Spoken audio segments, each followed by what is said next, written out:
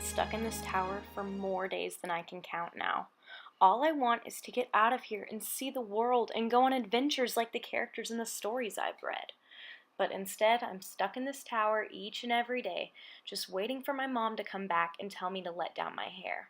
I have no idea where she goes every day, but she always comes back to my tower, climbs my hair, visits me, and brings me food. One afternoon, I heard my mother calling from below to let down my hair. I don't even have to get up from my seat. I just toss my hair out the window. It took her longer to climb up than usual, but I didn't think much of it until someone that was not my mother crawled into the window. I screamed, but he gave me a lovely smile and explained who he was. "I'm a prince from the kingdom beyond the hills. I came across your tower and wanted to meet you.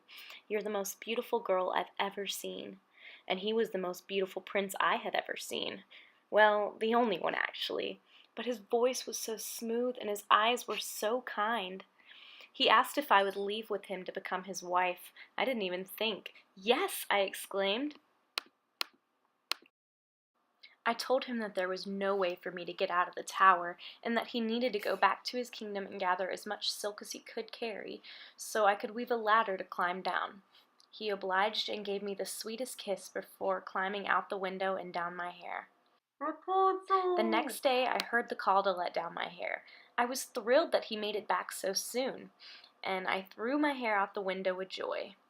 But it was not my prince who climbed through the window this time. It was my mother, and she was furious.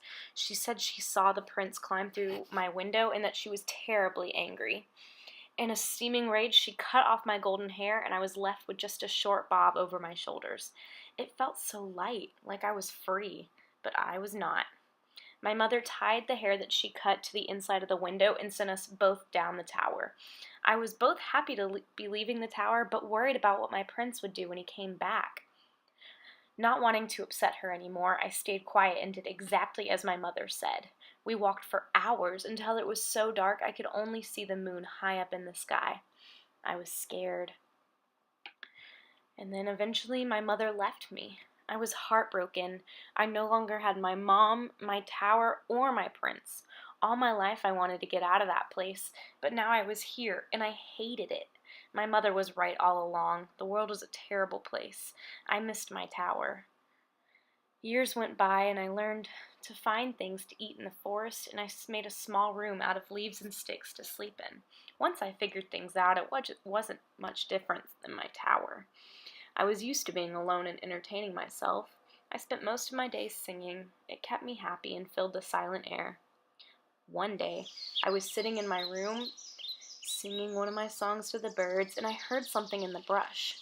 It was not a familiar sound like the ones the deer and the squirrels make. It was harsher and seemed like it was going in circles. Curiosity took over my fear, and I peeked outside to see what it was. I could not believe my eyes. It was the prince I had met so many years ago.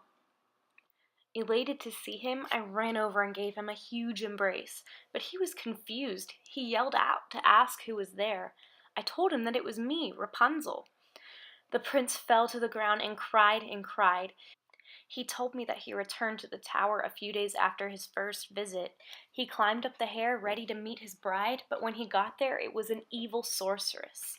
She cursed him for ruining my innocence and for trying to steal her daughter.